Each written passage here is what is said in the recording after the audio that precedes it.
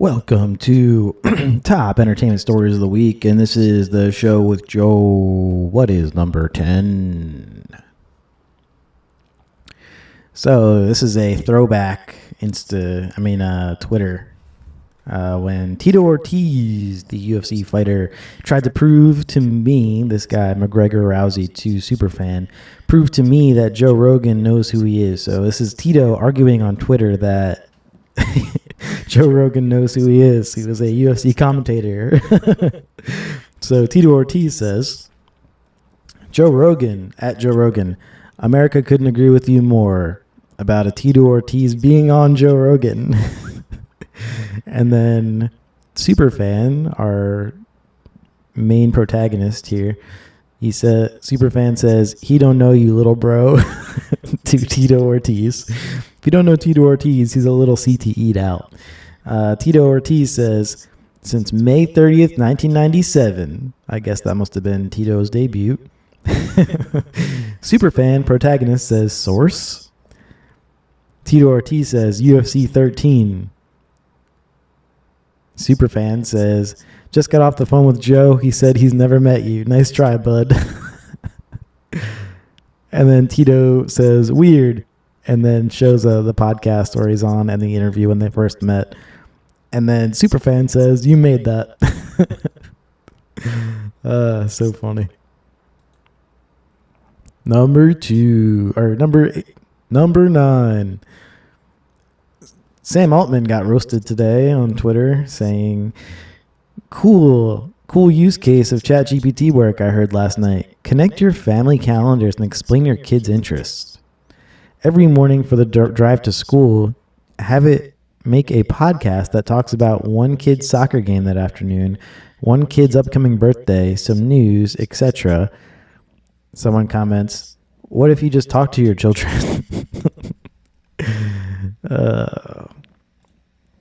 Number 8.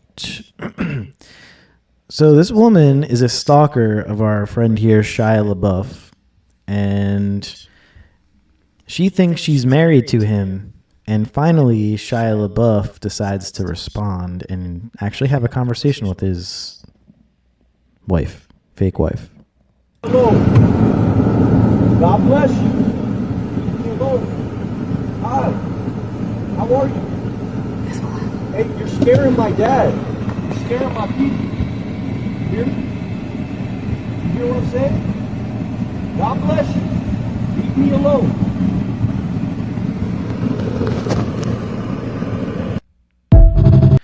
That's about as nice as you can handle that type of situation. Could you imagine? It'd be insane. This is number 7. Sad times. This is a real sad story.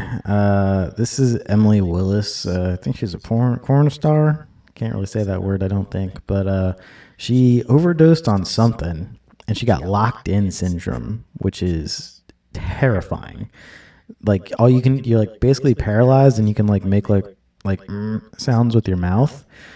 But you see everything going on. You just like can't move your eyes, and you're basically totally paralyzed. It sounds terrifying. But some good news here this week. I mean, it's still a long road to recovery apparently, and you don't know how much of the brain function you have at least this week. Like they thought she wouldn't. No one was sure if she'd ever even walk again. So now she's saying that she's learning to walk now, which is a big upgrade, I would say. So that's cool. Number 7. There's no real story here. I just wanted to talk about this. Who do you think the most evil antagonist ever is in a movie? Well, this is... I came across this and saved it because I liked it. But if you never saw City of God, 10 out of 10 movie. It's in a different language. And I never thought I'd be like oh yeah, it's in a different language. I only like movies that are overseas. But, you know, I'm a dude. I like Pulp Fiction. I like Goodfellas. I like Godfather. I like, cool stuff. This is kind of like that, but for, like, wherever they are. So, this guy right here is so terrible in this movie.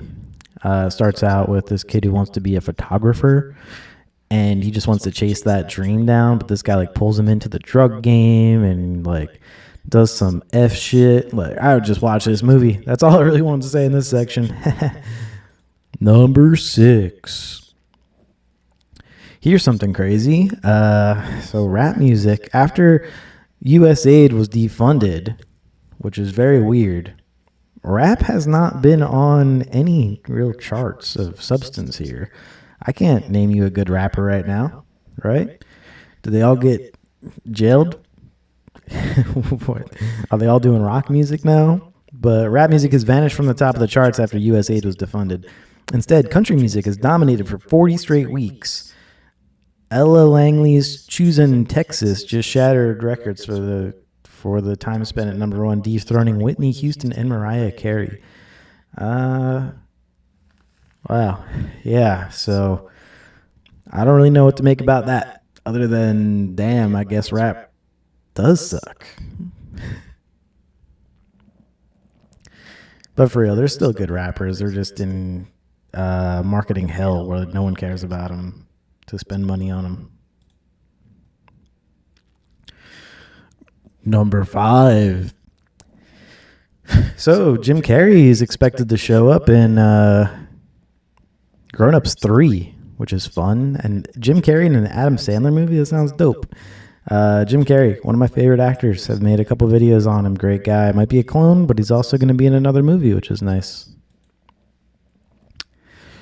Number 4. Mr. Beast has been in the news twice this week. This is one of 2 stories. He made a... Mr. Beast and Liquid Death turned Feastables peanut butter cups into a sparkling water flavor. The drink has just 10 calories, 3 grams of sugar, and no actual peanuts. Peanut butter sparkling water, aka toilet water. Disgusting. Here is Mr. Beast Part 2 video. Mr. Beast takes a nice punch from Mike Tyson, not expecting how hard he was going to punch. Watch his eyes.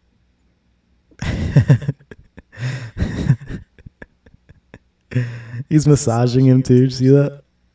Watch his hand. Wow. Cool. Number 4. Jeff Dye on the list, as we all know. Made a couple videos on him. Performed on a show. This is him talking. Performed on a show with a comic I've never met. Her name is Laura Keitlinger. She seemed nice enough. We didn't talk. And she left before I went up. I'm assuming she didn't know it was my Tesla. She wrote douche on my Tesla. I'm assuming she didn't know it was my Tesla. She wrote douche on my Tesla. Strange behavior for a 60-year-old adult.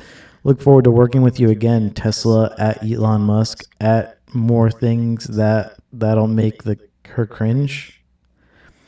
Hashtag at more things that'll make her cringe. Okay, well, ready for this? Breaking news. Let me read that again after I tell you this. They wrote douche on his Tesla. Right? You think marker, you think paint, you think spray paint, you think key, even like a key slicing, writing douche. It was wrote in the condensation on his car. Now let me read this again. Now that you know the context that it was condensation, you can just wipe it off in one swipe. Performed on a show with comic I've never met. Her name is Laura Keitlinger. She seemed nice enough. We didn't talk. How does she seem nice if you guys didn't talk? She seemed nice enough. We didn't talk, and she left before I went up. I'm assuming she didn't know it was my Tesla. She wrote douche on my Tesla. Strange behavior for a 60-year-old adult. Look forward to working with you again. I can't. Number 3. Jon Bernthal is in the news this week. Jon Bernthal says, fear of pit bulls is dog racism. Someone says, I was about to say that was a ridiculous claim and bring up pit bull crime statistics, and then I realized the point he was making. True. Very true. Damn, he got y'all. I'm a dog racist. What's next? Number 2. Jim Carrey back in the news again. He's going to return to a live action The Jetsons movie, which is moving forward. Assuming he'll be the dad, it would be funnier if he was the robot. What's next? By the way, I'm not, just for clarification here, I'm not going to be fixing or paying attention to my numbers because until someone says something to me. Once someone says something to me, then I'll fix the number chart. That'll be my promise to you. Number 2.5. Dave Bautista's in talks to play Kratos for God of War. I could see it, honestly. I could totally see that. And this could be finally, after like 15 years, this could be Dave Bautista's breakout role. Just saying. Number 1.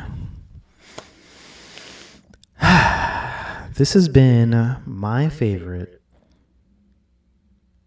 story of... This is the story of the month for me.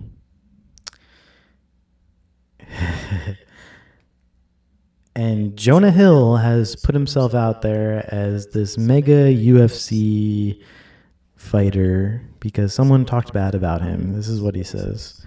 I would fucking annihilate you if you see me. Try it.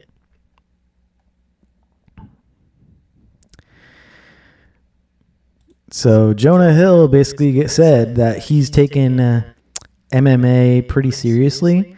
And if people are going to mess with him, he basically acted like a child and said, I'd fucking annihilate you. If you see me, try it. So then the internet went crazy. And recent pictures of Jonah Hill are looking pretty sus. Hard to believe the guy on the right destroys the guy on the left. Now, this is in reference. This is like something that like Joe Rogan made popular where like a nerdy guy they sometimes if they're MMA trained, then they could take down a muscly dude like that. But this is just an old picture of Jonah Hill, and they're exaggerating his statements. It's pretty funny. Jonah Hill's having a weird year, too, with talking to his girl all crazy and dressing like this and becoming big in MMA stuff. And then here, of course, I will leave you with Jonah Hill's Brazilian Jiu-Jitsu. Here we go. Damn! Oh my god! Get them out. Good job. Wow. Beautiful. This has been the show with Joe. Thank you for watching. Bye.